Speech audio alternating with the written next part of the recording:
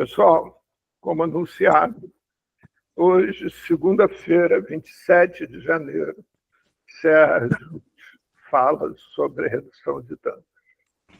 Infelizmente, eu tive um problema, nós nos atrasamos muito a iniciar, e, portanto, estamos iniciando só às 8h30, mas está tudo gravado e disponível lá no nosso YouTube.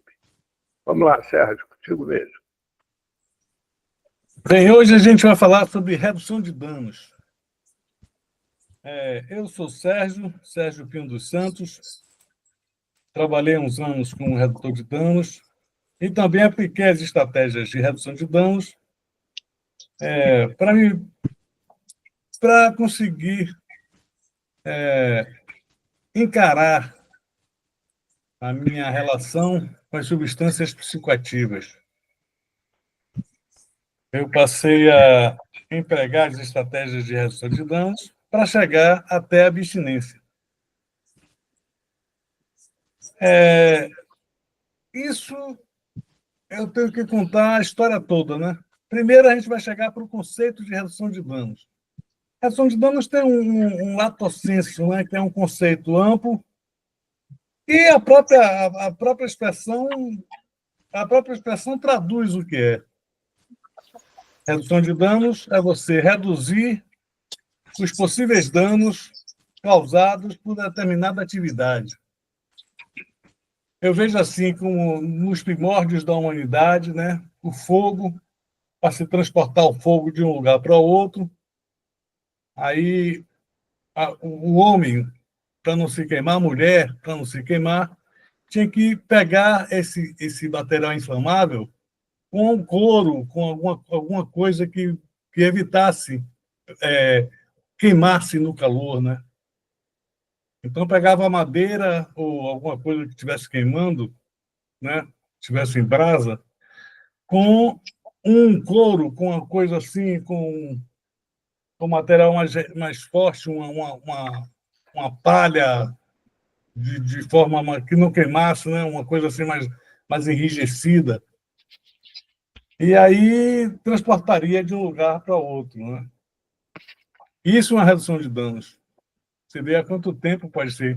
E todas as atividades, né, de construção, de mecânica, né, atividade doméstica até, você tem que fazer tomar certos cuidados para reduzir os danos que possam causar essa atividade. Mas depois isso aí passou a ser tomado já nos anos 70, teve antes também, antes lá nos anos 30, entre as guerras, teve também uma tentativa que se foi chamada assim de redução de danos em Londres, né? Depois da Guerra do Ópio, depois da Primeira Guerra Mundial, e teve situações bem delicadas com o uso de morfina. E aí depois passou-se a usar outros substitutos que aliviassem esses danos. Mas, oficialmente mesmo, só nos anos 70, para também sanar o uso de heroína, que também é uma substância muito danosa, né? Causa uma série de efeitos colaterais. Aí, para sanar o uso de heroína, começou-se a trocar seringas, né? Começou-se o uso de beladona, né? Fez uma série de outras... Procurou-se substitutos para que a coisa aliviasse um pouco. Teve salas reservadas para o uso. O governo começou a oferecer salas reservadas para o uso, né? Era uma coisa até que... Poxa, eu acho uma coisa até legal para todo mundo que tivesse isso, né? O sujeito tinha salas reservadas, onde ele ia lá, usava a sua substância, tinha material que ele podia trocar à vontade, tudo de forma higienizada. E aí também aliviava muito, tinha muito menos prejuízos, né? Até que chegaria ao ponto que o sujeito aí até deixava de usar se quisesse. Mas a questão toda não é essa do começo, né? A questão toda é que o uso de substância psicoativa, ele é algo que está no ser humano também desde tempos imemoriais, por conta dessa estrutura psíquica, dessa coisa, desse psiquismo, desse modo de ser da gente, de humano, que sempre procura extrapolar, imaginar, ou então aliviar certas dores, aliviar certas angústias, procurar amparo. Então, o uso de substâncias sempre esteve ligado ao ser humano, à essência dele, né?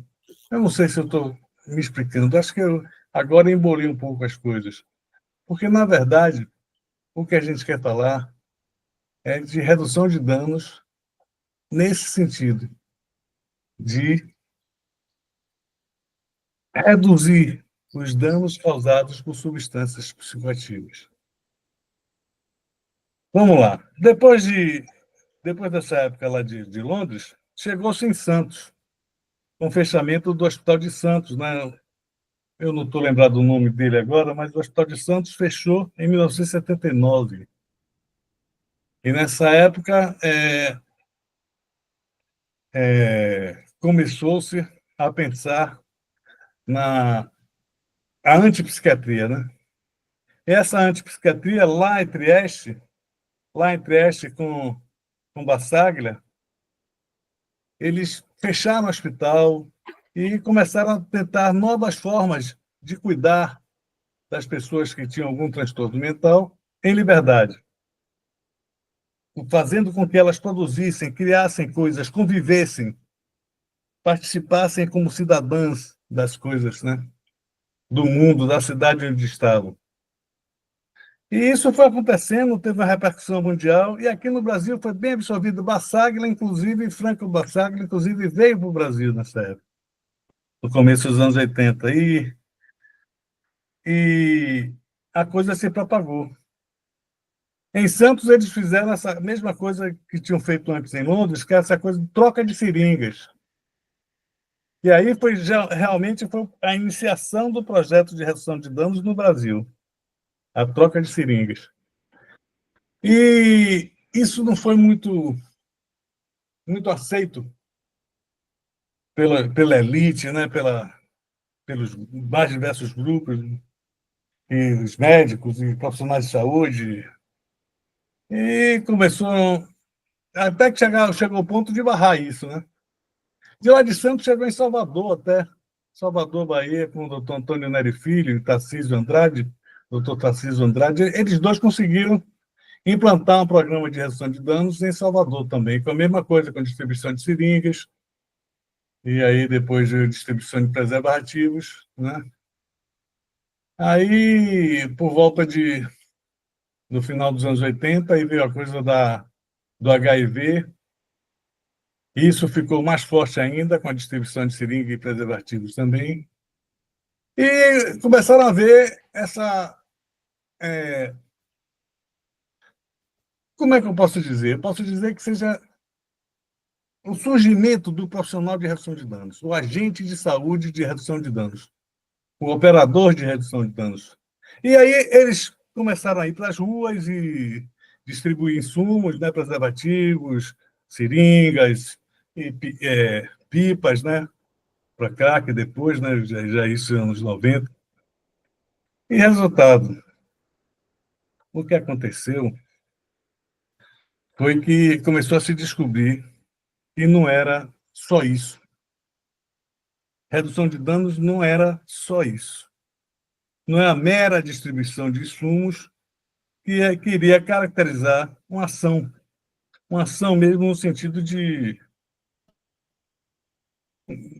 até, eu não digo conscientizar, que eu não acredito nessa coisa de conscientizar, mas eu digo assim que seria uma coisa de chegar junto das pessoas, né? Começar a conversar com as pessoas, trazer a situação, o contexto social no qual as pessoas viviam. Porque existe uma lógica geométrica que não é muito fechada, eu não vejo ela muito fechada, muito linear. mas é uma lógica geométrica que é verdadeira, que é a situação que é a seguinte, que é o sujeito, a substância e o contexto social, né? Então, o uso da substância circula nesses três vértices. Agora, é claro que não é uma coisa fechada, é claro que se rompe isso de diversas maneiras, como a atuação do sujeito, o modo como o sujeito vai absorver a substância, a qualidade da substância, o tipo de substância, o contexto social, que é sempre misturado, né? As coisas se misturam em sociedade. Mas isso aí pode nortear um raciocínio, um, um, um olhar, um modo de olhar para o que está acontecendo. Eu escrevi aqui umas coisas, eu vou pegar nisso aqui para ver se eu consigo mais falar com mais propriedade. Primeiro, já falei disso aí, da luta antimanicomial, né, que foi implantada justamente nessa época do Hospital de Santos, veio da antipsiquiatria, e aí, quando chegou em 1980, não, em 1990, foi aprovada a Lei 8080, né? Quando foi a Constituição? Quando foi aprovada a Constituição? 88. 88, né? Aí, em 90, se implantou o SUS, Isso. com a Lei 8080, que foi a lei do SUS. Na lei do SUS vem a lei da reforma psiquiátrica, mas só que ela não foi ainda absorvida pelo povo, né? Pelo Congresso, pelos deputados e senadores. E aí tivemos que fazer estudos dessa lei, desse projeto de lei, para só ser aprovado em 2001. A lei de 10.216 foi de 2001 só. Passaram-se 11 anos, né, negociando essa lei, tirando coisas, acrescentando coisas, estudando, até que chegou a lei 10.216, que foi aprovada. E nisso aí depois dela veio a lei 11.343 de 2006, que foi a lei que começou a traçar parâmetros para o uso de substâncias. Mas aí vamos voltar de novo para pensar, eu vou trazer uma questão, que eu acho que eu já falei um bocado aqui. Eu quero trazer uma questão que é o seguinte, porque, como eu falei, existem estratégias de redução de riscos e danos que as pessoas vão aplicando para as atividades diversas, e para esse uso de substâncias psicoativas é uma coisa mais urgente ainda, fica uma coisa mais necessária a ser colocada. E aí, dessas estratégias de riscos e danos, vem o quê? Vem a possibilidade de ser implantadas políticas de risco, políticas públicas de riscos e danos. Políticas públicas de riscos e danos. E o que são essas políticas públicas de riscos e danos? Né? O que são essas políticas públicas de redução de danos? O que são elas? São coisas vindas das estratégias, é, pontuadas pela lei, e que chegam à população de uma forma que define as ações governamentais voltadas para a população. E aí, como é que isso funciona mesmo? Como é que são implantadas? O que são políticas públicas de redução de danos? Né? É uma coisa que se fala muito, mas a gente não vê. A gente não vê realmente na prática, né? Geralmente as políticas são autoritárias, as políticas públicas são autoritárias, as políticas públicas são direcionadas, são segregacionistas. E aí? Paulo, você levantou a mão? Fala aí, rapaz. É uma coisa que surge sempre, uma pergunta que surge. Às vezes as pessoas até não fazem com medo da obviedade, né? Mas é uma pergunta que eu quero te fazer, que é o seguinte: redução de danos é uma estratégia de cuidado das pessoas ou é um pedaço de estratégia de cuidado? Não, não é a estratégia. É uma das estratégias de cuidado. É uma das estratégias de cuidado. Deixa eu te falar, vamos lá, deixa eu fazer a pergunta de uma outra forma para você entender o que eu estou dizendo. Né?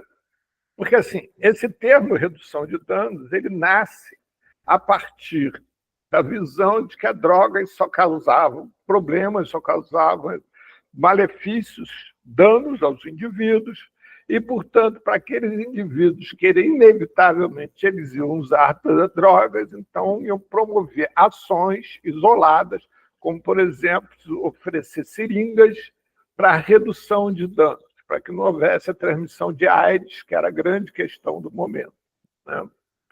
Mas, assim, com o passar dos anos, começou a se perceber que a seringa, como você disse, a seringa só não adiantava, né?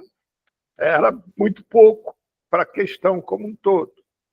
Então, numa cidade como o Rio de Janeiro, em pleno verão, é necessário oferecer água para as pessoas beberem também, né? Para quem está com fome, é necessário oferecer comida e assim por diante. Então, o que eu estou querendo te dizer é a redução de danos é só o ato de oferecer a seringa ou é o cuidado como um todo, de oferecer água, oferecer comida, oferecer acolhimento, oferecer conversar, entendeu? Entendi, tá claro. Isso é uma pergunta que eu também faria mais adiante. Quer dizer, redução de danos é só distribuição de insumos, distribuição de coisas assim como água, seringa, preservativo? É somente essa assistência social ou é estimulação, a emancipação do sujeito, né? Isso, Proporcionar uma... não é isso? Não é isso, mais ou menos isso que você queria dizer, né? isso, isso. Isso foi tipo a evolução. Por isso, quando chegou, eu falei também isso aí. Primeiro, os operadores, os agentes de redução de danos, que chegaram só distribuindo insumos. Eles não chegaram, a coisa estava se iniciando ainda, não se sabia como é que ia agir.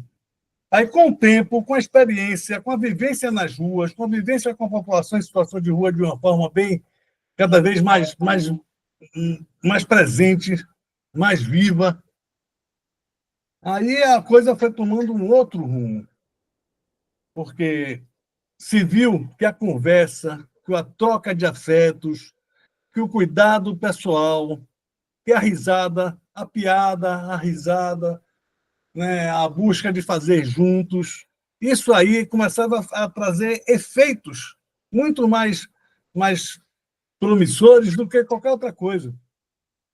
Não era, aí o sujeito já começava a lidar consigo mesmo no sentido de se preservar. E quando ele toma essa consciência, essa noção de preservação de si mesmo, que é uma coisa do instinto, o instinto do animal humano de se autopreservar, quando ele toma a noção disso aí, ele já começa a se cuidar, já começa a ver que tem possibilidades, que ele pode fazer um curso, que ele pode se capacitar de alguma outra forma, e aí pode trabalhar, conhecer pessoas, pode superar aquele trauma, aquela coisa que o levou para a rua. Enfim, as coisas vão se ajeitando, né? Porque tudo demanda tempo, tudo é tempo também com isso, né? Sim, Paulo.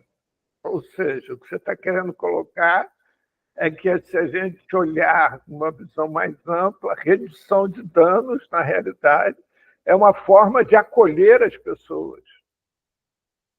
É. Hoje em dia, com toda a experiência, com todas as coisas que a gente tem, com as leituras, com os cursos que são promovidos pelo Brasil afora, né? Como Domiciano Siqueira falava, que era um cara, pô, fez a passagem, mas um cara que ficou, deixou coisas de redução de danos e muita no trato, no afeto, no cuidado. Como o Denis Petuco também fala, e Marco Manso, e tem tanta gente assim, são profissionais de redução de danos assim que trabalham mesmo na ponta, trabalharam na ponta, nas ruas, né? E pessoas assim que trazem alguma coisa para a gente pensar a respeito disso, né? Desse cuidado que se tem na rua, que eu penso hoje em dia, que é uma coisa até muito mais que substância psicoativa e que vai muito mais além de ser só voltado para a população de rua. É um cuidado que é necessário para todo mundo, que é o cuidado da possibilidade de reconhecer o poder do outro, reconhecer o saber da outra pessoa e, ao mesmo tempo, conversar ver como pode se viabilizar isso, se isso é possível de ser viabilizado. Né? E, enfim, eu acho que é uma coisa que pode ser levada para toda a sociedade. E se a gente começar a tomar a redução de danos de uma forma mais séria, né, ver como é preciso ter esse cuidado na ponta, né, no, no lugar onde está o sujeito, no lugar onde ele vive, né, porque a própria reforma psiquiátrica mesmo, quando fala em cuidado em liberdade, fala disso, do cuidado no território, do território do sujeito, onde ele está, onde ele vive, onde ele se relaciona. Né? E eu penso assim que todo cuidado deve ser assim, né? O ideal seria esse, né? Por isso que o SUS que é enquanto lei, enquanto está no papel, prevê tudo isso, né?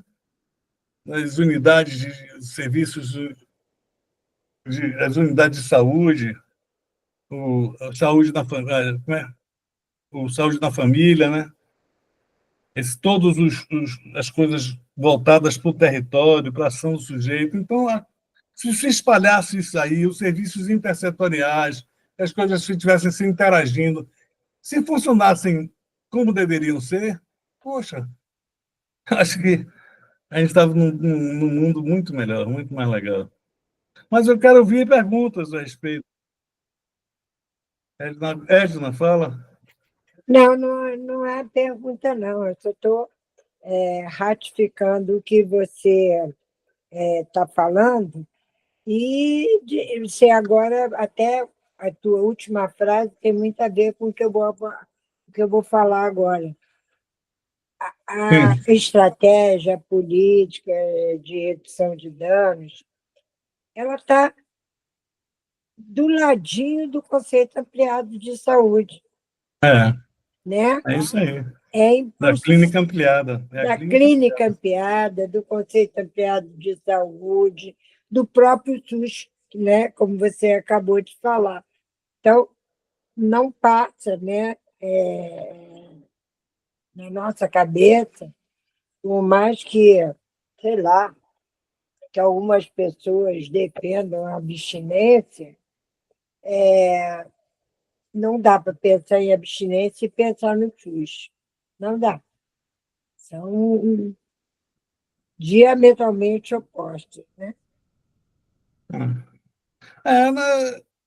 O conceito de redução de danos, eu acho que ele não vai de encontro com a abstinência, ele vai de encontro contra a imposição da abstinência. Uma vez eu até já falei isso aqui. Uma vez o Marcelo Cruz, que é daqui da UFRJ, ele falou isso. Ele falou: olha, uma coisa não está oposta à outra. Né? Isso depende da negociação que você vai fazendo com o sujeito que quer, né, sair dessa situação. Tem pessoas que não conseguem, ok? Né? Então, vamos lá. Vamos, de repente, fazer uma internação no CAPS-AD, internação não, um acolhimento, né? Num CAPS-AD para sair desses momentos iniciais de sintomas clínicos, né? Da abstinência, e depois continuar, né? Agora, tem pessoas que dão o que a gente acredita que seja o melhor, que façam essa estratégia de redução de danos mesmo, né? Então,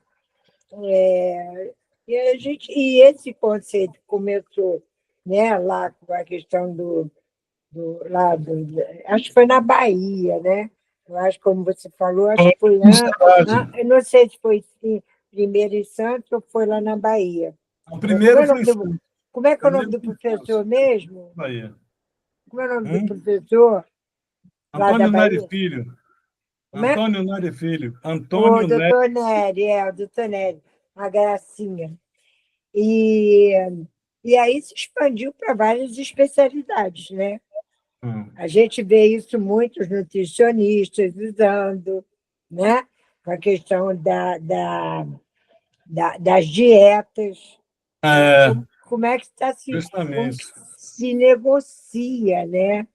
Porque, porque o efeito rebote não, né, da dieta é sanfona, né? Que fala, né? Está muito Uhum. presente. Então, se você tem uma negociação, né, eu acho que evita, né, essa, essa situação. Eu acho que isso é uma posição que todos nós devemos ter, né, em algum momento, em alguma situação da vida, né, de reduzir É. esses danos. Né? Tem um- Edna, Oiê, falando aqui sobre redução de danos, e principalmente com essa abordagem que o Sérgio traz, que é a mesma também que a gente discutiu com Varela, e só o Sérgio está acrescentando algumas coisas. Eu lembrei daquele paciente da residência terapêutica que não queria tomar remédio. Lembra dele? A gente ficou alguns encontros falando sobre ele. Está lembrada disso? Edna? Sérgio? oi, desculpe. Ele faleceu. Oi? Ele faleceu tem um mês. O Tá. que aconteceu? Peraí. Deixa eu ver só cadê o Sérgio. Sérgio, cadê você? aqui. Abre a tua câmera. Isso. É. Não, é para você exatamente comentar essa história. A ideia é que você comente essa história, Sérgio. Mas uma Vai. história, porque eu vi que você estava falando da história que você vivenciou com Edna, e aí eu tô. Não é com a Edna, não. Foi aqui no grupo, foi uma discussão. Conta o caso de novo, Edna, assim, de uma forma sucinta. Então, é uma pessoa que apresenta um transtorno psiquiátrico, apresentava transtorno psiquiátrico severo, ficou 30 anos internado em um hospício, né? E ele ficou, tinha alguns maneirismos, etc., por conta do tempo de internação que foi muito extenso, mas E de apesar medicação também. De medicação de também. Essas coisas de medicação, maneirismo e aquelas medicação. estereotipias, etc., É. mas a nossa preocupação maior era que ele não queria parar de fumar, fumava demais, demais. E aí teve uma época que ele apareceu com uma doença autoimune, lúpus, e aí o cigarro. Aí depois ele teve que fazer uma internação, por conta que ele não queria tomar medicação para o lúpus, né? E ele era acompanhado no Pedernesto, e também não queria tomar medicação psiquiátrica, não queria mais nada, etc. E só cigarro. Só cigarro. Fui para uma residência terapêutica, super bem cuidadinho lá e tal. E aí, o que aconteceu? Começou com uma dispneia e tal, aí fez hematomo, e aí foi detectado, né? Bom, aí depois dessa internação, né, o pessoal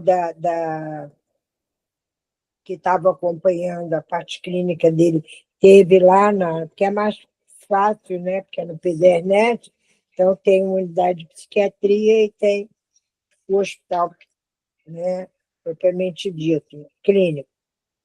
E aí ele saiu bem. Mas aí apareceu uma dispneia, aí foi feito uma tomo, aí apareceu uma massa enorme na laringe, no esôfago, e aí ele estava com uma oximetria baixa, e não parava de fumar de jeito nenhum. E aí tem um mês ele faleceu. Gente, foi muito, muito triste. Ele não chegou nem a fazer biópsia, porque diz que não ia fazer, não ia fazer, e não parava de fumar. Aí aconteceu isso. Foi triste.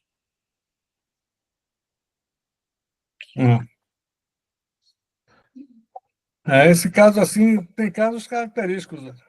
Tem muitos casos assim, né? Eu encontrei pessoas na rua desse jeito também, né? Já estava há muito tempo, que tinha abandonado tudo, que não parava de beber, que não parava de fumar, que não parava de pipar, crack. Até que chegou o ponto que morreu também, do mesmo jeito, né? Aí, às vezes a gente consegue levar para um hospital, levar para um serviço de saúde. Muitas vezes nem quer ir, né? Porque talvez fique explícito na rua essa condição humana, né? Essa condição humana que, ao mesmo tempo, é frágil e, ao mesmo tempo, tem uma fortaleza de se superar, né? Como a gente vê casos de pessoas que conseguem essa superação, conseguem, né? E superar o quê, né? Não é superar a substância, o uso da substância, não é isso somente. É superar a si mesmo, né? O que é que tá, o que o levou a se abandonar, o que o levou a deixar de cuidar-se, o que o levou a chegar, a se abandonar numa situação degradante, né? Porque é, é, é degradante você deixar de tomar banho, você deixar de pentear o cabelo, coisinhas bobas, né? Você deixar de usar coisas de higiene, né? Escovar os dentes, né? E é que o corpo vai se deteriorando, né? Por essas coisas. E é, poxa, é triste, mas é como se fosse um tapa de realidade, né? Da necessidade que se tem de tomar cuidado, né? Com as coisas, cuidar de si mesmo, cuidar não só enquanto matéria, né? Mas cuidar da vontade. Tem gente que diz que é cuidar do espírito, tem gente que diz que é cuidar da vontade de potência, tem gente que diz que é cuidar da racionalidade, né? Da razão, da mente, né? São muitas compreensões a respeito. Eu não vou tomar posição com alguma, eu tenho a minha compreensão, mas não precisa ser dita, eu não preciso explicitá-la, né? Mas Mas eu quero dizer. é isso que eu estou querendo colocar a partir desse caso da Edna, né, que a Edna traz, que é o seguinte: como aplicar a questão da redução de danos com alguém que, como esse paciente dela, que não queria tomar remédio, não queria parar de fumar, não queria. O que É aquela coisa dos cuidados paliativos, né? Aconteceu com meu pai e meu irmão. Eu passei 23 e 24, 2023, 2024, em 3 hospitais diferentes, para lá e para cá, indo e voltando, cuidando de meu pai, acompanhando, né? Cuidar dos médicos e tudo, mas eu acompanhando, aprendendo cada vez mais a cuidar. E nesse sentido de cuidados paliativos, né? Você é, preserva o básico, né? O essencial que o sujeito possa querer, de alimentar-se, sei lá. Foi meio pesado, é meio pesado porque você sabe que o sujeito tá indo, né? Está indo, está fazendo a passagem para outro plano, como eu penso, né? Que seja a morte, né? Mas é cuidados paliativos, não tem outro sentido, não tem outra coisa a fazer, né? Mas, assim, vamos lá, de novo, Sérgio. Estou querendo te provocar intencionalmente. É bom, eu quero que você e outras pessoas façam, porque assim funciona mais para mim. Então, olha só, vamos lá. Esse paciente da Edna teve um momento que ele não queria tomar medicamento. E, no entanto, ele assim degradava cada vez mais por causa da ausência do medicamento. Nesse momento, redução de danos é respeitar a vontade do paciente ou é arrumar uma maneira dele tomar medicamento? Pronto. Se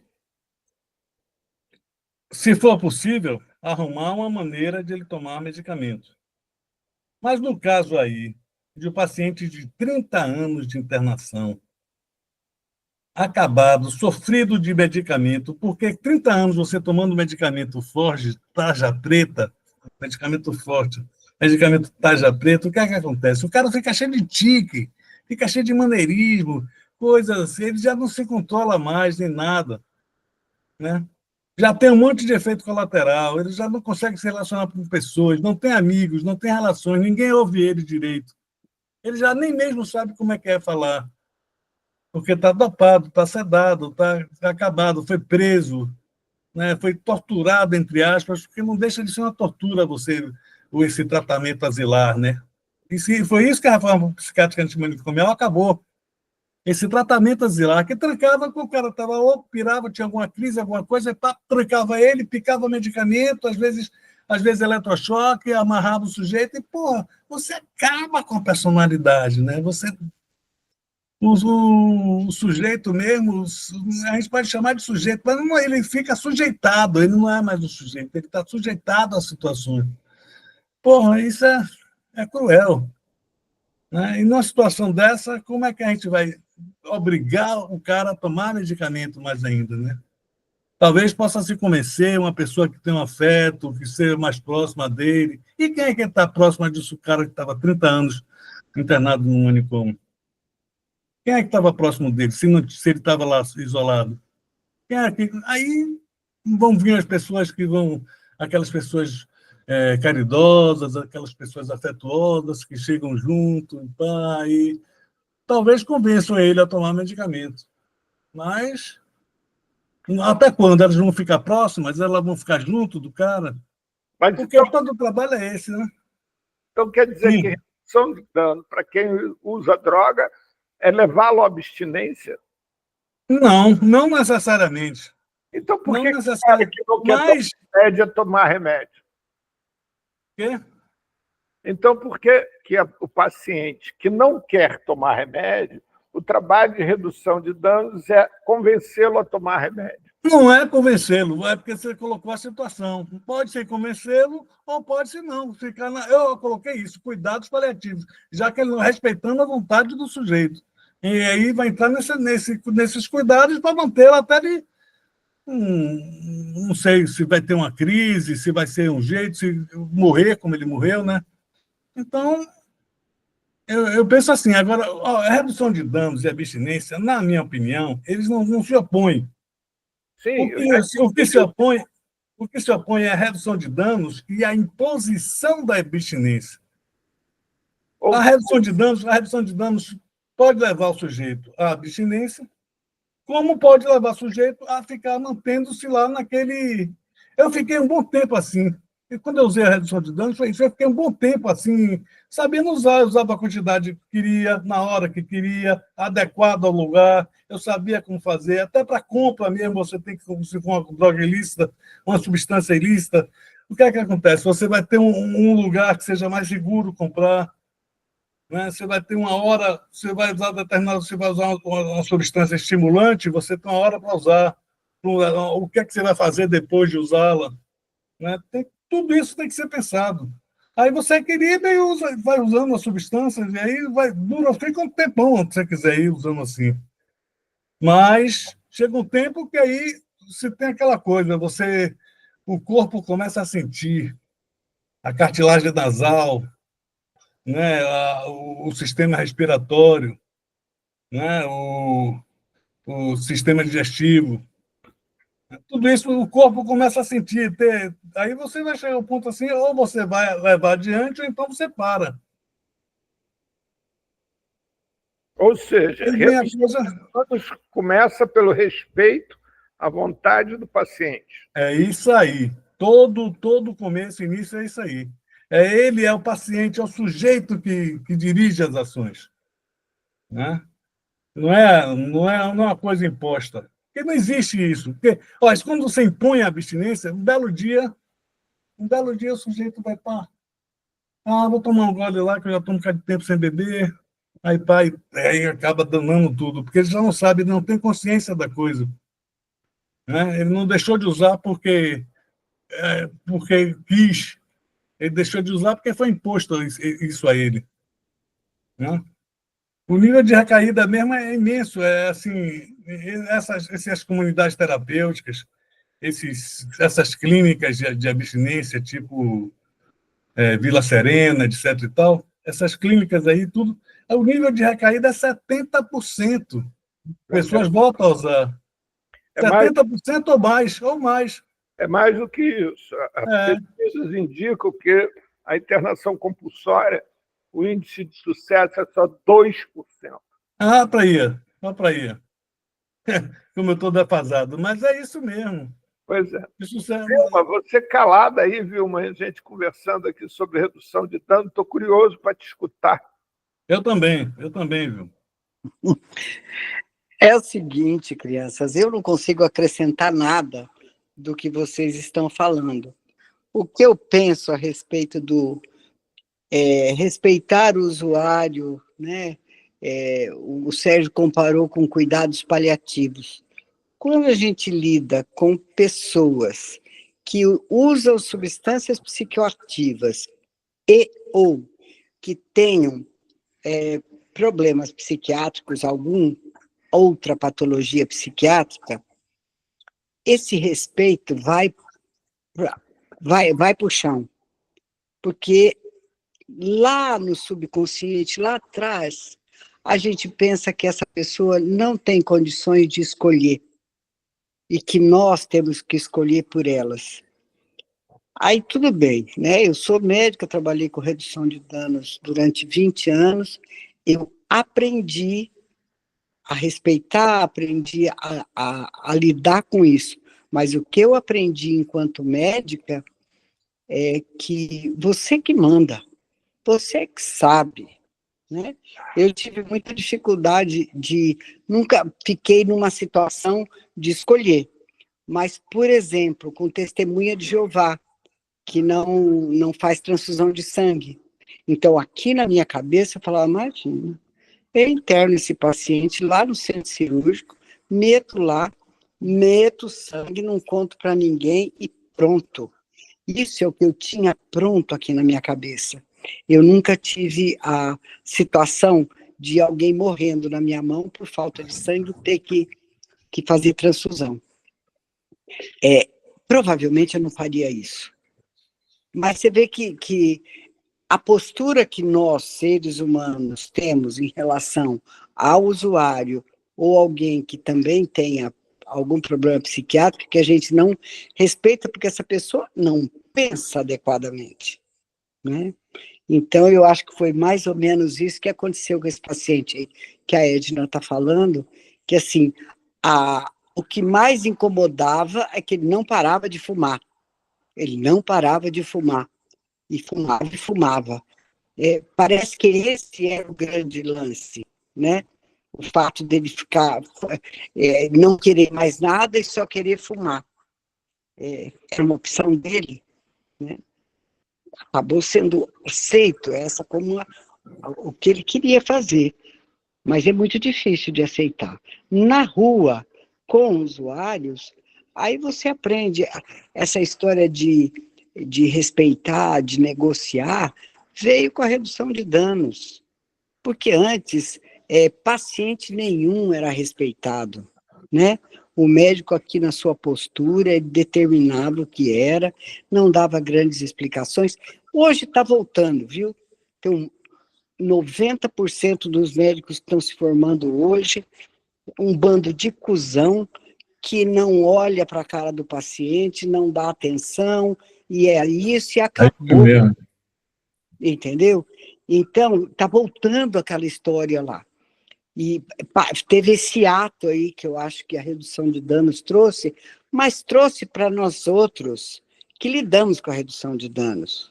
Porque o resto do mundo que não estava lidando com isso, eu me lembro de colegas de faculdade, não, colegas médicos aqui em Sorocaba, para paciente de AIDS, para usuário de droga, ele falava, Vilma, tem um único comprimido que resolve, é uma bala no meio da testa.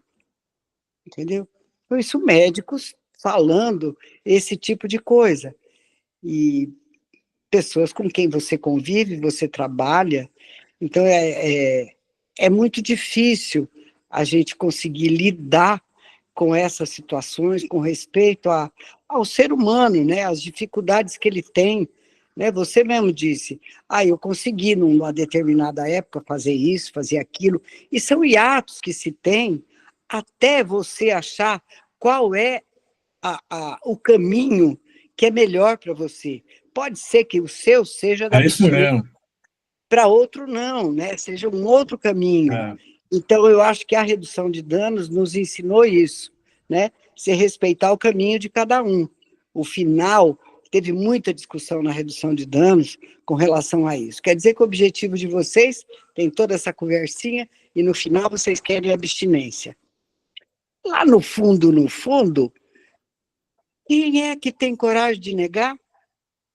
É claro que sim, é claro, porque se ele está abstêmio,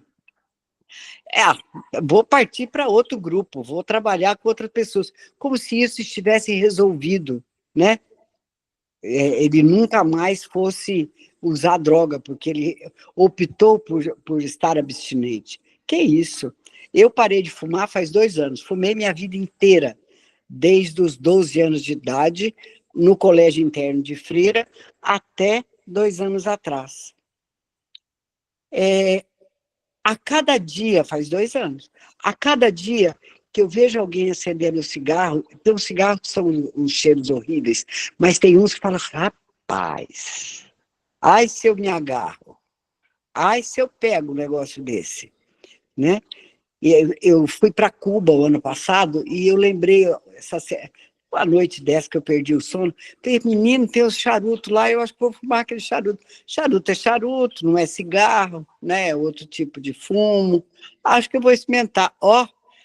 A viagem que se faz quando você ficou dependente de um troço durante muitos anos, né? É muito doido isso. É isso. E a hora que você diminui uma droga, pode ser que você aumente outra. Então, sei lá, você usa cocaína, aí você aumenta o álcool. O tabaco faz mal. Aí o álcool, você aumenta o álcool. O álcool é a muleta que está ali encostada na parede, que você pode usar a qualquer momento, que ninguém vai dizer nada. Se você mantiver a postura, né? Não fizer merda, não der vexame, tá tudo bem. Ele bebe um pouquinho, mas tá tudo bem. É muito difícil você respeitar o usuário. É isso. Né? Mas, ao mesmo tempo, não é fácil, mas é possível. Como? No olho a olho. Começar a reconhecer o cara como uma pessoa com pé que soa. A pessoa é um pé que soa. É a pessoa Claro. que ele está vivendo. E tem algumas. Esse caso aí de perder a consciência mesmo, de estar em sofrimento psíquico bravo, de não estar sabendo nem onde é que está. Essa situação é delicada. Eu acho que uma pessoa que vem estudar, que vem trabalhar com saúde mental, ela pode aprender a lidar com isso quando ela sabe lidar com a própria vida. Porque ela vai saber se relacionar com a pessoa, vai tratá-la com afeto, vai olhar no olho, vai saber e aí, vai conversar, vai viajar. O que é que ela está falando, o que é que ela está expressando, o que é que ela quer de verdade. Porque eu penso que a única maneira de cuidar mesmo de uma pessoa é tratá-la como um sujeito. Não tenho dúvida nenhuma. Não tenho dúvida nenhuma. Respeito também é a mesma coisa, né? Eu mesmo, ó, eu fumei durante 30 anos também. E aí eu não sei quanto tempo eu deixei de fumar, porque eu tive algum depois disso. Eu já não vou contar mais, não. Acho que já tem 10 anos, não sei, alguma coisa assim, 7 anos, sei lá. Porque o que é que eu fazia? Ó? Aí tinha uma recaída, aí fumava, aí você sabe como eu fumava? Eu fumava assim, eu parava, ia para um canto escondido e fumava um cigarro apreciando, não podia falar nada, não queria ler nada, não queria ver, só fumando, sentindo como se tivesse meditação profunda. Os últimos cigarros que eu fumei foi assim. Aí, resultado. Hoje em dia eu tenho uma ojeriza, eu não consigo, eu fui namorar com a menina que fumava, não consigo, pô, se você não deixar de fumar, eu não vou conseguir beijar você, porque não dá, entendeu? Eu aí me afastei, deixei de fumar. Para mim, a droga mais difícil de deixar foi a maconha, porque eu gostava mesmo, e eu sabia usar, eu sabia o jeito, como escolher, o tipo, qualidade, enfim, e quando usar. E a maconha tem uma coisa mais é nativa, é uma coisa mais natural, tem um ritual indígena dela, entendeu? Pôr do sol mesmo era uma coisa para mim que era sagrado, ir para a praia, ver o pôr do sol, fumar um baseado e pai. E por que nunca mais fumou? Qual é o problema? Porque eu nunca mais fumei, porque o que é que aconteceu? A ilicitude, né? A ilicitude ficou uma coisa chata, ter de comprar, entendeu? Procurar convivência com pessoas que comercializavam, as pessoas são realmente, tem um lado bem escroto até, entendeu? Tem a polícia, tem a ilicitude primeiro. Depois foi a coisa da minha família, né? Eu voltei a morar com a minha família, e aí tinha cuidado, tinha um irmão especial, tinha cuidado de uma série de compromissos. Minha família não gostava que usasse isso. E aí eu tive que respeitar também. Eu fumava dentro de casa, fiquei um tempo assim, fumando até em casa com meus pais e tudo mais, mas aí chegou um tempo que eu senti aquilo ali, tava travando a relação da gente. Aí teve aí outras coisas também, eu comecei a me sentir mais deslocado nisso. Eu queria viver no mundo mesmo de boa, sem precisar de artifício nenhum, sem precisar de estar tá sendo qualificado de determinada forma, sei lá o quê, e fica mais solto, né? E aí eu fui fazendo esse processo assim fui deixando, até que deixei. Maconha tem tempo que eu não uso também. Essa coisa de 15 anos, sei lá, não sei mais quanto tempo tem não, viu? Vilma e Sérgio e todos os demais, eu queria fazer uma pergunta para vocês, advindo de uma afirmação da Vilma. A Vilma disse que era muito difícil lidar com o usuário. E aí eu fiquei pensando aqui, é muito difícil lidar com o usuário ou é muito difícil de lidar com a diferença, Vilma? Eu disse isso, é. Então, eu acho que eu não quis dizer exatamente isso. Eu acho que é a diferença. É, porque às vezes eu falo dessa minha posição, não como um ser humano que vê as coisas de uma forma talvez até diferente do que outras. Eu falo na coisa da saúde mesmo, da postura do médico, sabe? De como que o médico foi formado, de como ele foi forjado a, a tratar as pessoas, a tratar o doente, a subjugar. Então, ele sempre achou que lidar com o usuário de droga era muito difícil. E eu vim dessa escola. Quando veio a história da AIDS e toda a população maior era de usuário de droga, eu percebia que esses pacientes no consultório, no serviço de saúde, eles agiam plastificados, eles estavam engessados, eles respondiam aquilo que era politicamente correto. E você percebia que não era aquilo que ele pensava, essa não era a vida dele e tal. E aí, quando veio essa história, na sequência da redução de danos, eu falei, aqui está a saída. Ir para a rua e ver como que são essas pessoas realmente lá na rua. E aí, quando realmente me identifiquei com esse tipo de trabalho. Agora, eu fiquei tão marginalizada quanto os pacientes pelo fato de trabalhar com a redução de danos, né? De tratar, de atender, de acolher essa população. Né? Porque não é o usuário de droga, é o travesti, é a profissional do sexo, é o homossexual, era toda uma gama de pessoas com as suas especificidades, além do uso da droga. É, Então, é isso aí. Não é só a substância. Ah, não era cresce, só a substância, é, né? Era cresce no toda. sistema penitenciário, o ladrão que rouba Exato. fio de cobre, quebra os fios, pega o fio de cobre do telefone, que deixa as internet fora do ar, tudo.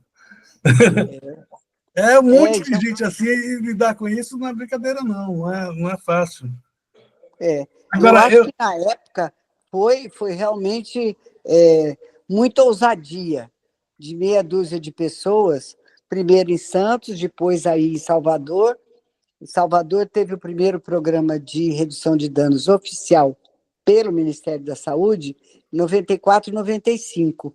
E, na sequência, em 95, vários estados brasileiros e municípios, acho que foram 12 locais, cidades, inclusive em Sorocaba, onde foi que eu atuei na redução de danos, foi a partir de 95.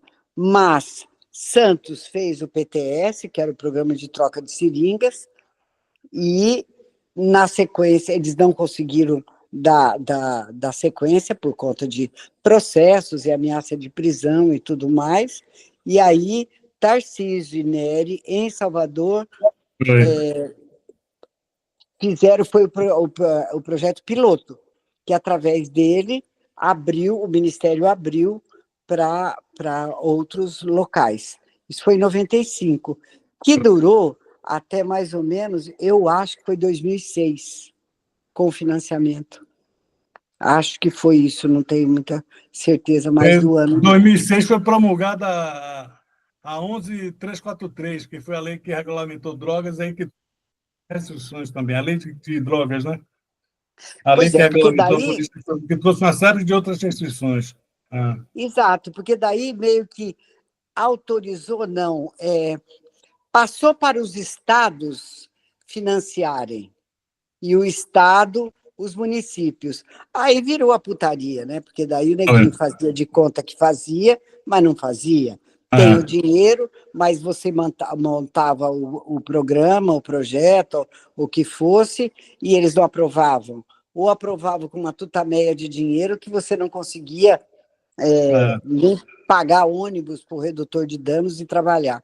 Então, foi uma palhaçada, e aí mudava as regras, né? A cada mês que a gente ia prestar conta, a regra tinha mudado.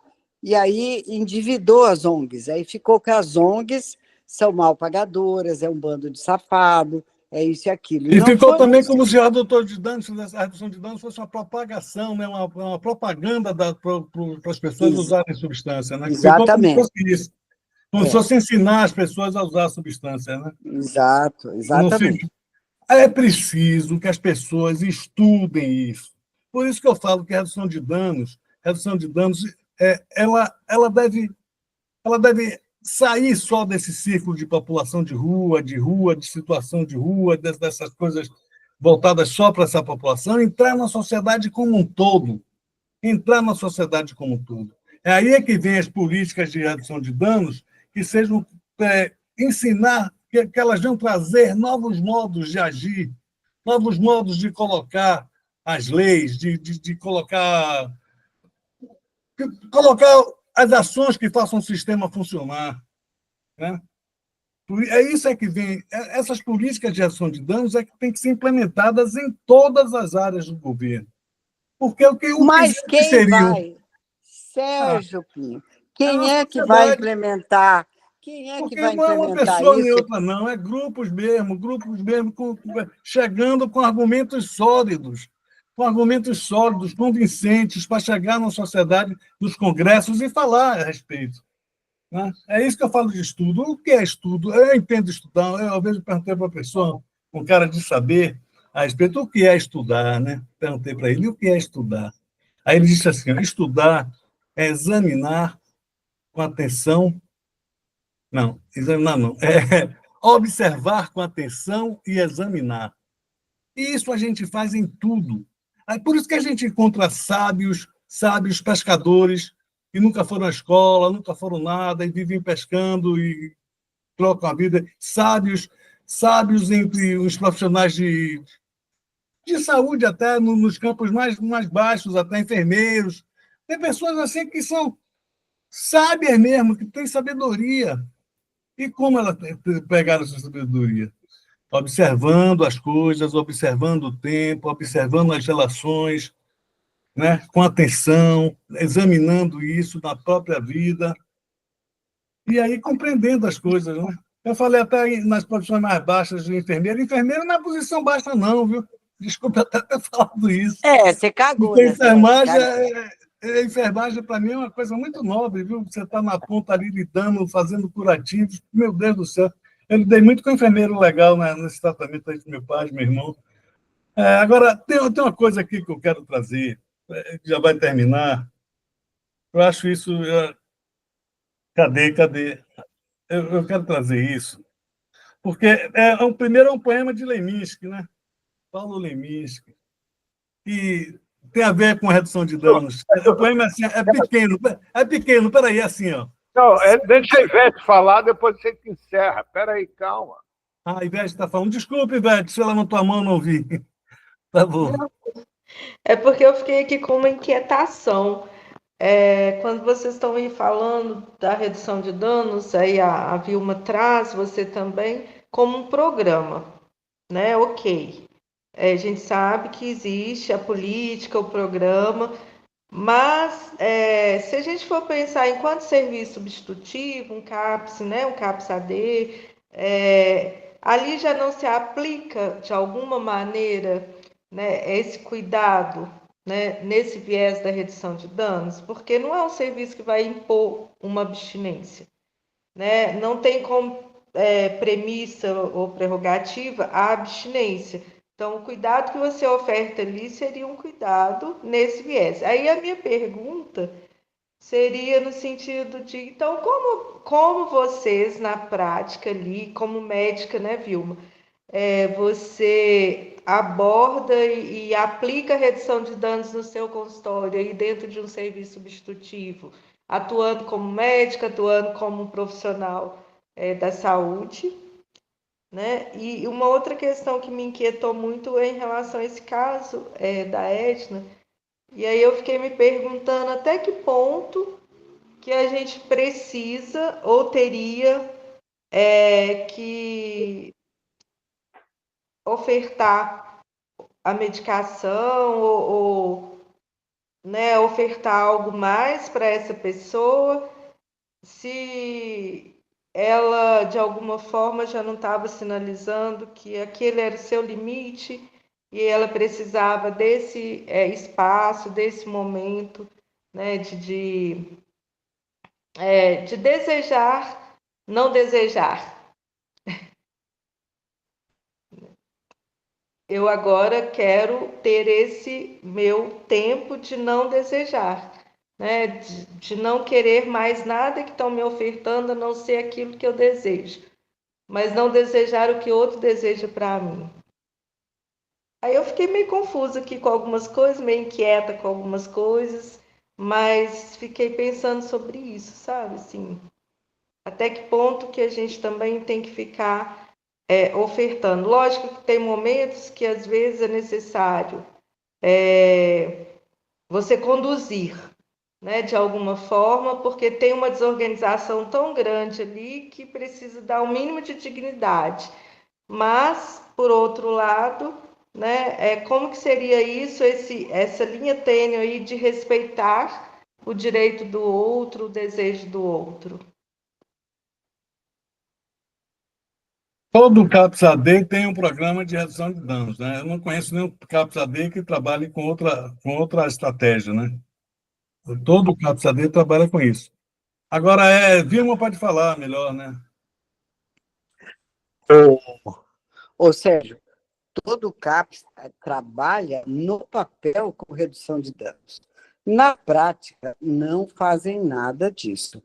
É, na época que eu Tô rindo. atuava e que estava no auge da redução de danos, que nós fazíamos reuniões nos CAPs, no centro de saúde, no posto de saúde, agitava um monte. Era muito difícil.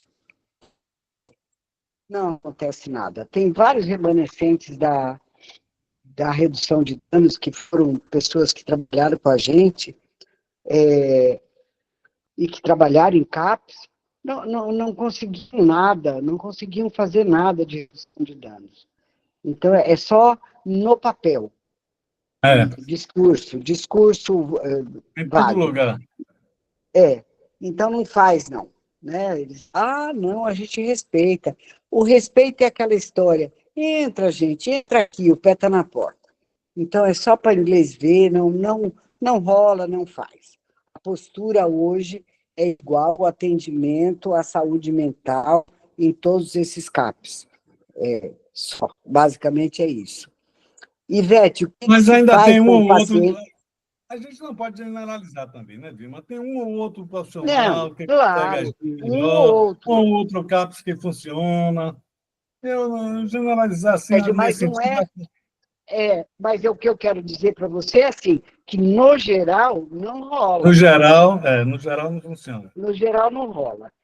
Uma ou outra pessoa daquela equipe até tenta algumas coisas, tem algumas reuniões, tem a história da porta aberta, tem coisas, mas na prática, não tem isso.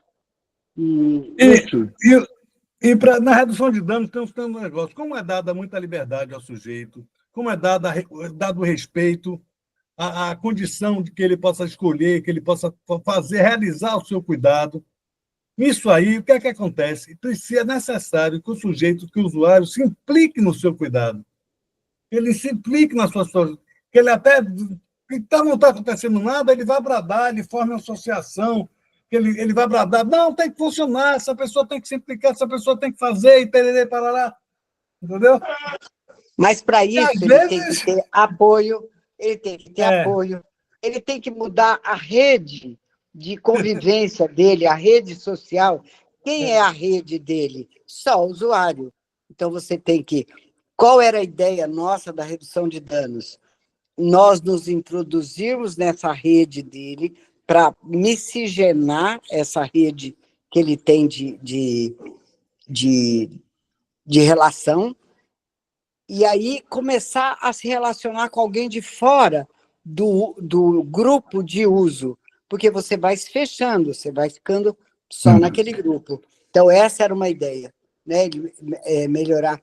Isso veio com a redução de danos, porque quando a gente foi para a rua, é igual você falou, era trocar seringa, e era trocar mesmo, eu te dou a limpa e você me dá a suja.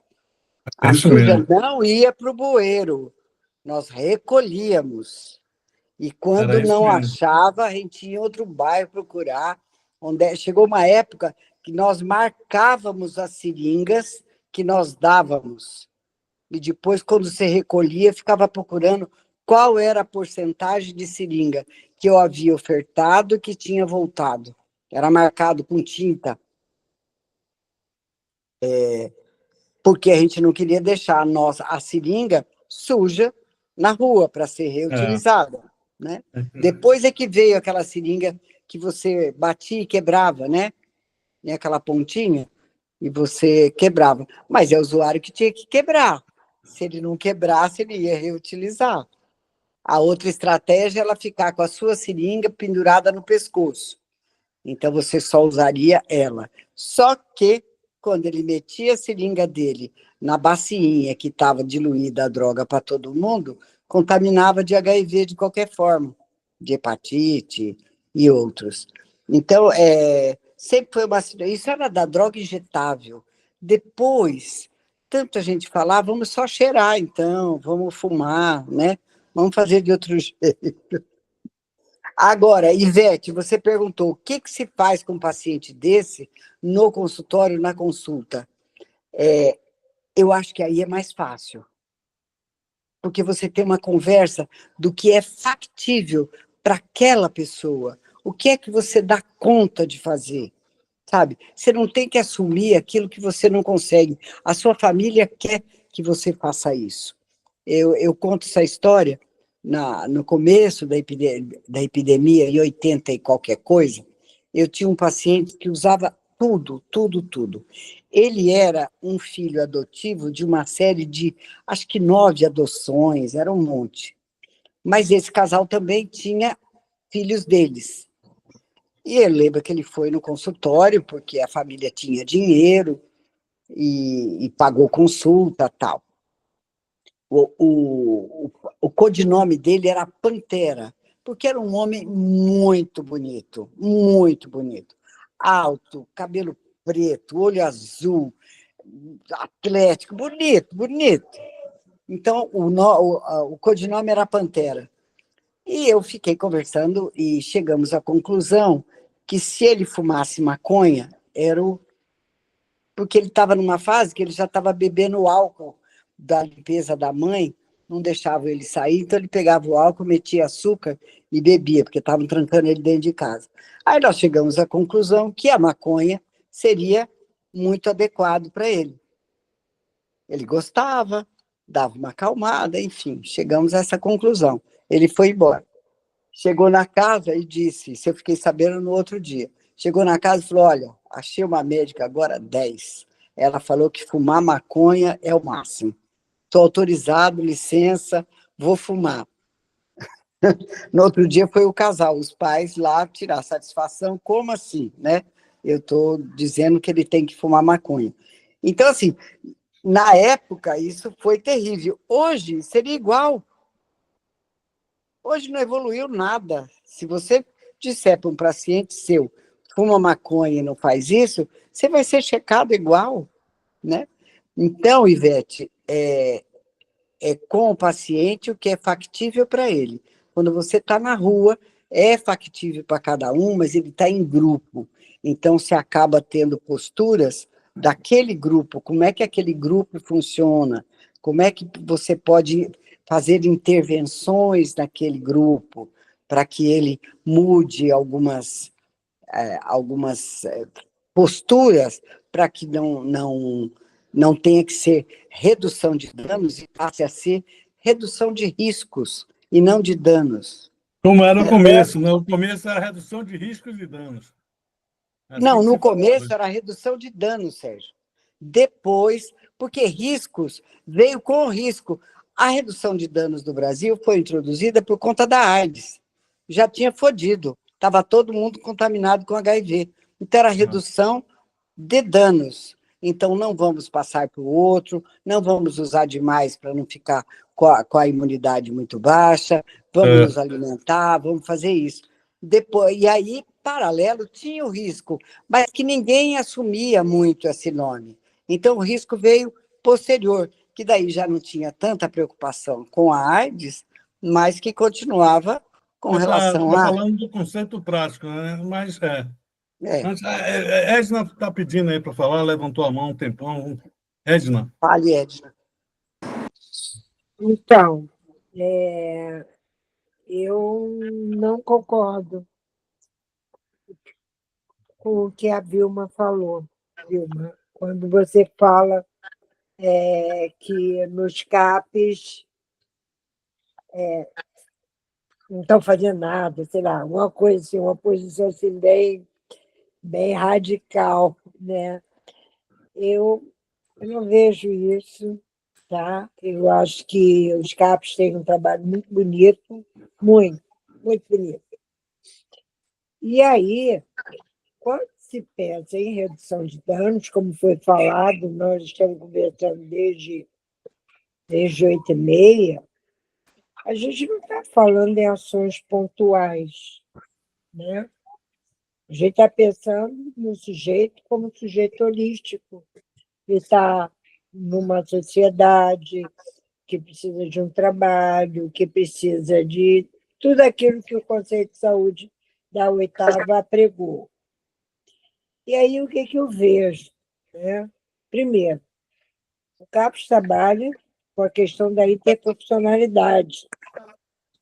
Então, todos nós, né, precisamos saber, né? Por exemplo, está mudando aqui agora, até esqueci o nome do bendito do cartão, que é complicado para cartão de ônibus, e que deveria ser integrado, mas está uma confusão danada. Então, todos nós precisamos nos apropriarmos para ajudar esse sujeito a tirar esse novo cartão para ele chegar no CAPS. Isso é uma redução de danos.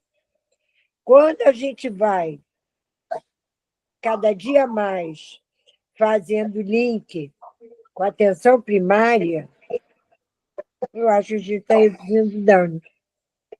Quando a gente faz um convênio com uma mangueira, por exemplo, no caso lá nosso, né, em que eles cedem o espaço para fazer um jogo de futebol, sem redução de danos. Quando eles chegam muito, muito, muito em condições de higiene muito ruins, e a gente convida a eles, se eles gostariam de tomar um banho, que a gente oferece uma roupa, embora tenha gente que pode achar que isso é assistencialismo, para mim não é, e eu acho que deixo isso bem claro, não é, sabe? É um convite. Ninguém diz, você está sujo, vai tomar banho. Não é. Olha só, você sabe que a higiene, a falta de higiene predispõe a bactérias, a fungos, e não sei o que, tarará. Que tal? Vamos lá? Vamos tomar um banho? Ok? Então, para mim, isso aí tudo é redução de danos. Isso é o trabalho cotidiano dos CAPs. Não, mas isso teoricamente sim. Tem alguns CAPs que fazem isso, mas como o Vilma falou, tem muitos CAPs que não estão nem aí. Fica só entradas e saídas, os usuários chegam, muitos até só pegam remédios na farmácia. É aquela coisa, né? A gente tem que separar, né? São poucos CAPs hoje que funcionam no Brasil. Eu tenho notícias de muita gente de todo o país fazendo queixas enormes disso, que não funcionam, não tem equipe de,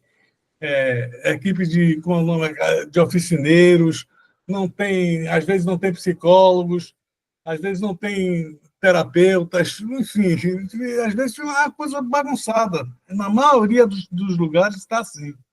São poucos que funcionam, né?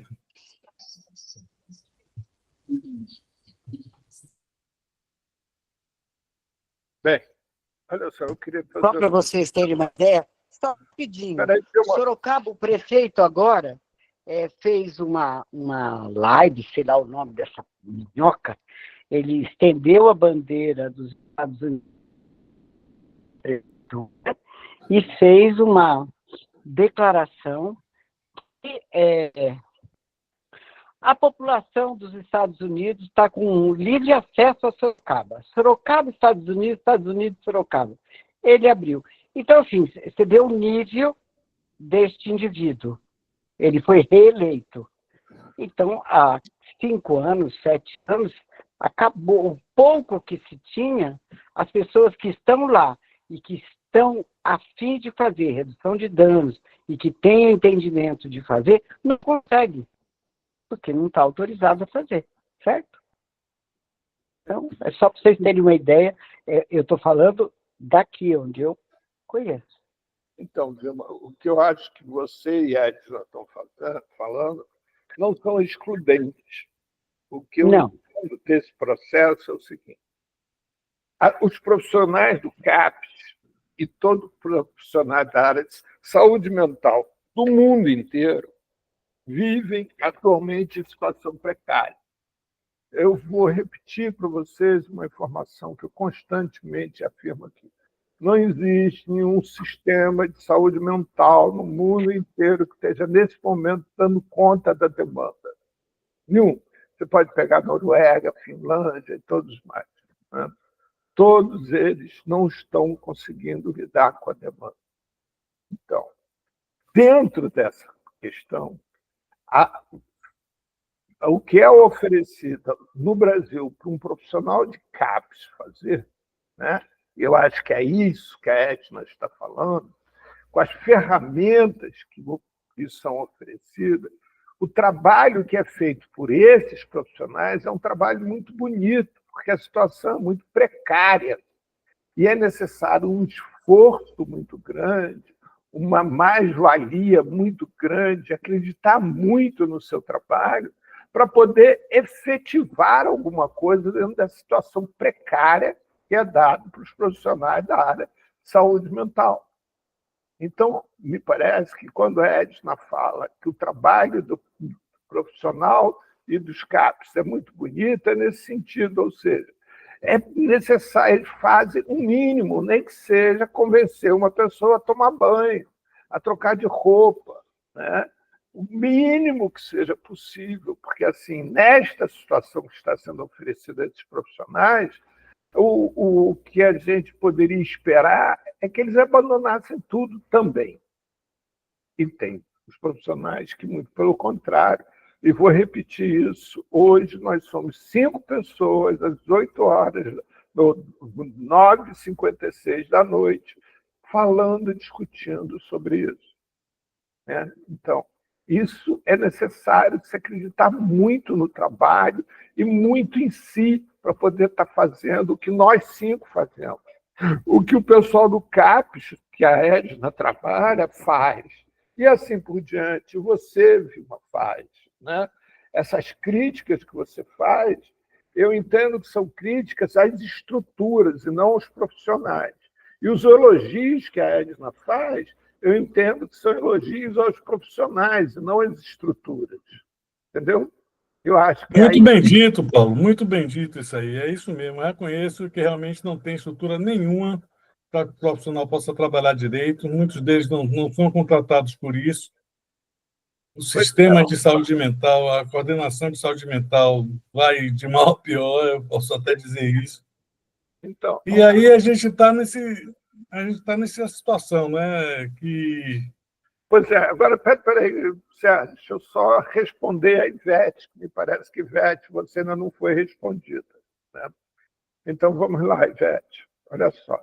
O ponto de partida de um projeto de redução de danos é você criar um projeto singular com aquele seu parceiro que está de frente de você, que alguns chamam de paciente, né?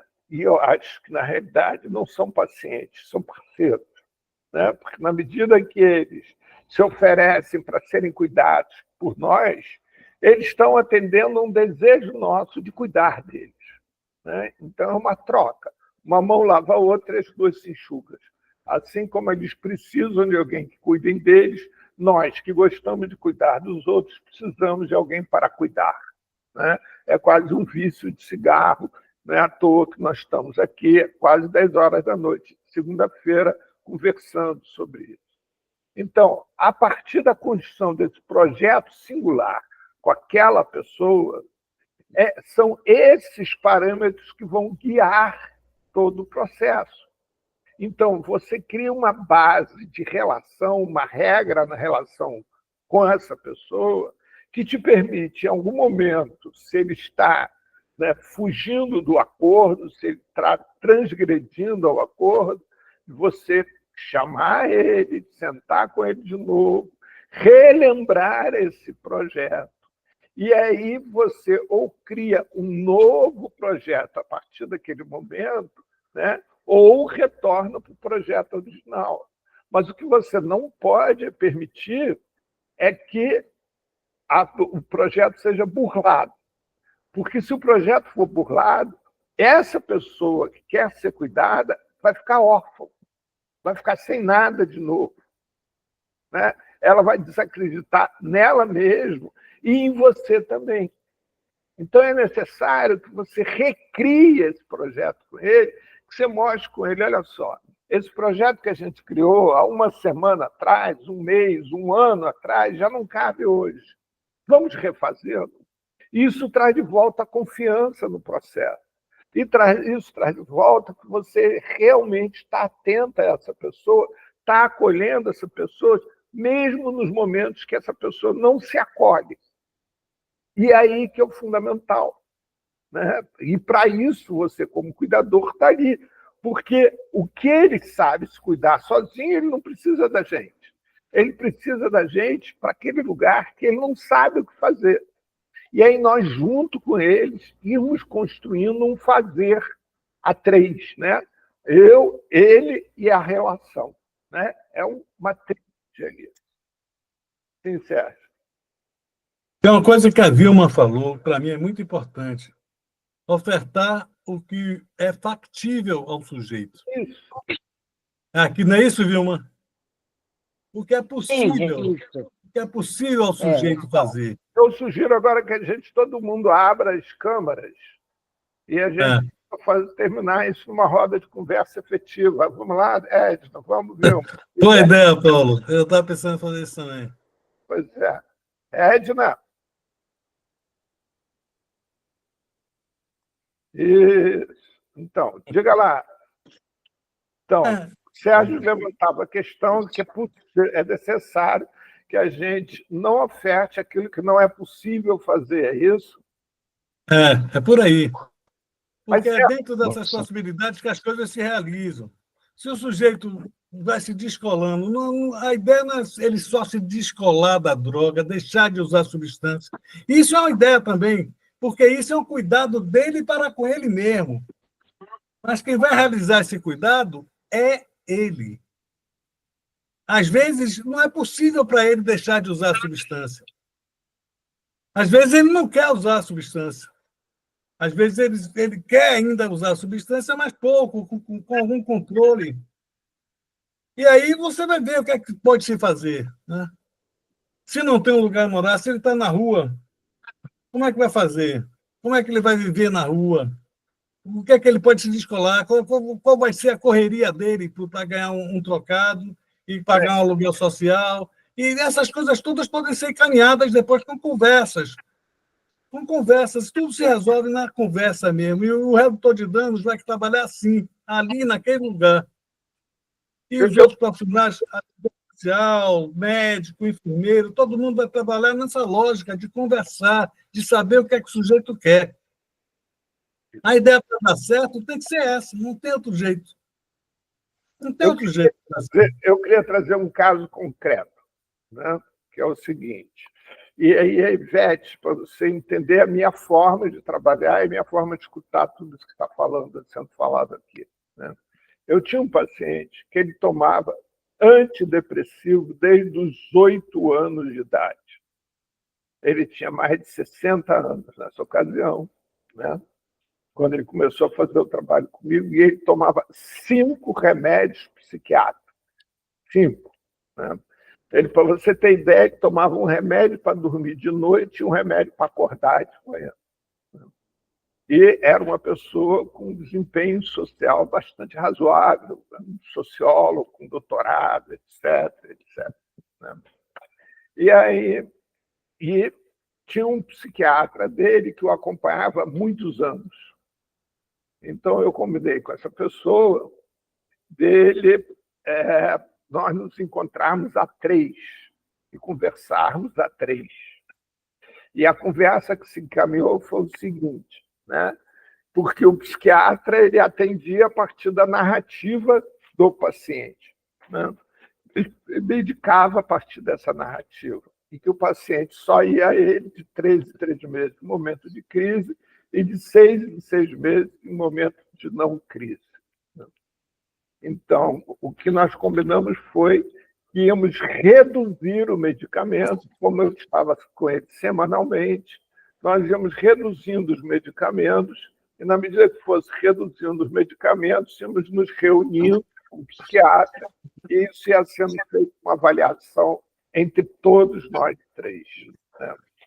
Bem, Afinal de um determinado tempo, que foi bastante tempo, ele estava na redução do último medicamento. Último. Né?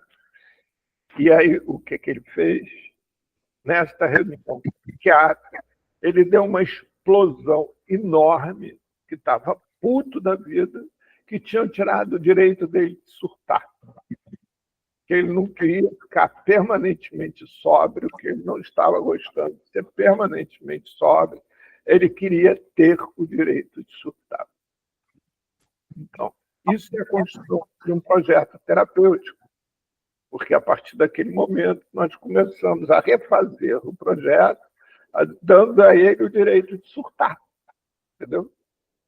E aí surtar perdeu a graça para ele. Ele teve que inventar outra coisa para fazer que não fosse surtar, porque surtar passou a ser permitido, passou a ser assistido, inclusive. Né? Era só ir marcar o dia que ele queria surtar e com quem ele queria surtar, comigo ou com o psiquiatra. E aí ele perdeu a graça surtar. Né? Ele ficou assim, né, com essa história. Então, isso é um processo singular, é um projeto terapêutico singular.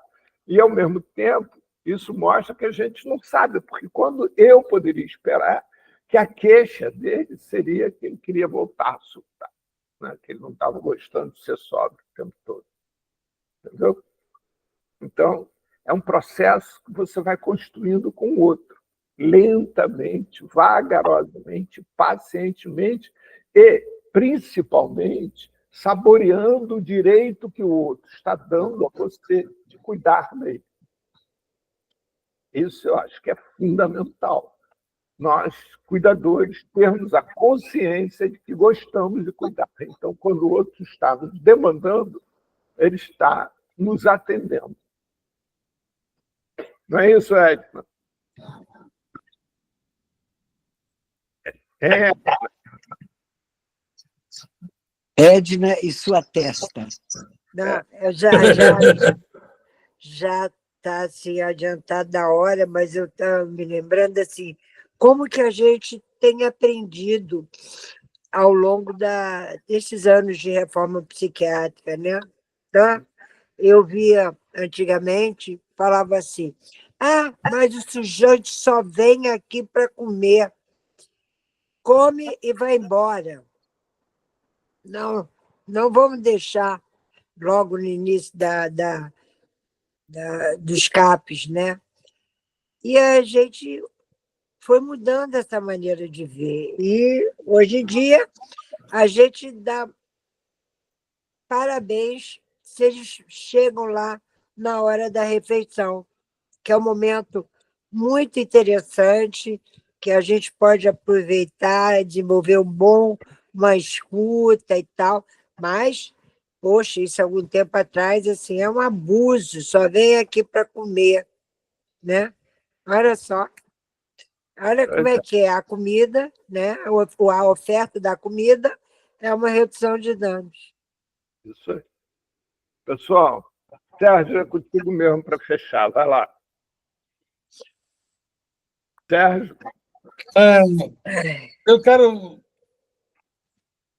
ler aqui o que eu escrevi tá na chamada, aí na conversa, que é o seguinte... É rápido, né?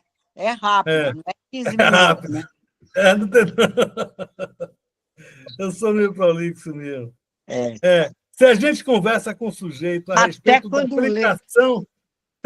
Se a gente conversa com o sujeito a respeito da aplicação de estratégias de redução de danos, abrem-se possibilidades factíveis de cuidado. E é isso que a gente quer. É isso que se quer, cuidar. Um profissional de saúde, um redutor de danos, que também é um profissional de saúde, ainda que não seja reconhecido, lidando com qualquer pessoa em situação de rua ou outra pessoa em outra relação que tenha, ele vai lidar com isso, ele vai lidar com cuidado. E é isso que tem que ter em mente, que para mim, que é o que está na frente de tudo. Mas, para concluir na minha história, eu vi um poema de Paulo Leminski, que esse é legal, você vai gostar, porque são só 2 versos. São só 2 versos, aí você vai gostar, meu irmão. É o seguinte: salve-se se quiser, perca-se se puder. Por quê? Não, aí acabou, né? Depois dessa, foi um prazer. Vai querer explicar Paulo Levinsky para gente. Muito obrigado, Sérgio. Até segunda-feira. Salve-se se quiser. Perca-se se puder. Isso, belíssimo. Obrigado, Sérgio. Obrigado a todos. Muito obrigado mesmo a presença de vocês. Obrigado. Tchau, tchau, tchau. Obrigada, Beijo, beijo. Sérgio.